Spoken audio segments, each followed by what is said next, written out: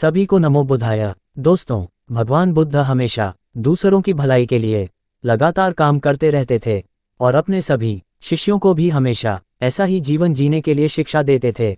एक दिन भगवान बुद्ध के एक शिष्य को रास्ते में एक बूढ़ा व्यक्ति बेहोश दिखाई दिया। उसके आसपास बहुत सारे लोग इकट्ठा हो गए। वह बहुत गरीब दिखाई दे रहा था।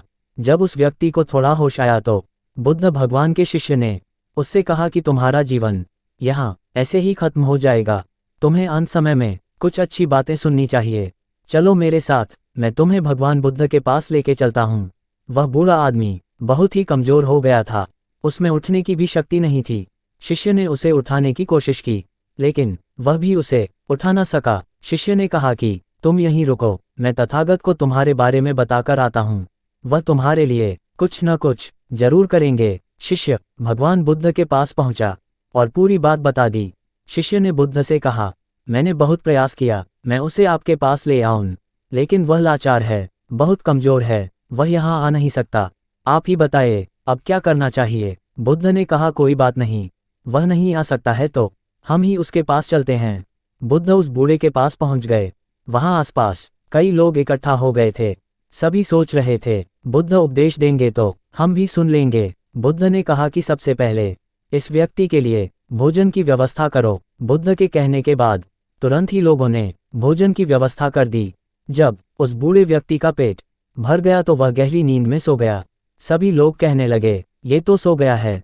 और बुद्ध ने कहा, अब हमें यहाँ से चलना चाहिए, हमारा काम हो गया है। उस शिष्य ने और आसपास खड़े लोगों ने बुद्ध से कहा, ये व्यक्ति तो मूर्ख है, खाना खाकर सो गया, आप यहाँ थे, इसने उपदेश भी नहीं सुने। बुद्ध ने कहा, कोई बात नहीं, दरअसल ये कई दिनों से भूखा प्यासा था, भूख की वजह से वह कमजोर हो गया था। इस समय इसके लिए सबसे बड़ा उपदेश यही है कि सबसे पहले इसका पेट भर जाए।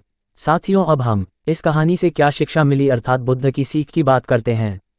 बुद्ध ने सभी को समझाया, अगर हमारे आसपास कोई व्यक्ति भूखा है तो सबसे पहले उसे खाना खिलाओ। भूखा व्यक्ति धर्म नहीं समझेगा, सबसे पहले व्यक्ति की जो आवश्यकताएं हैं उन्हें पूरा करना चाहिए।